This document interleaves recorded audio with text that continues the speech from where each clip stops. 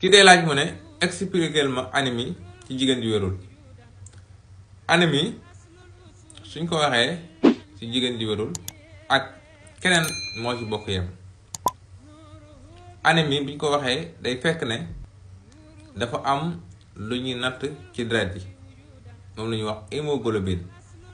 bu fekkente ne hémoglobine yooyu lañ ko natt par décilitre ndaw la ci ndox ci xayma buñ la nattalee nga ne dangaa war a am nombre de hémoglobine nangam ci par décilitre. bu fekkente ne da ko gën a néew su boobaa dañ naan dangaa am anémie parce que hémoglobine yooyu moom mooy njaat deret ji, moom mooy jox deret ji couleur bu xonq bi.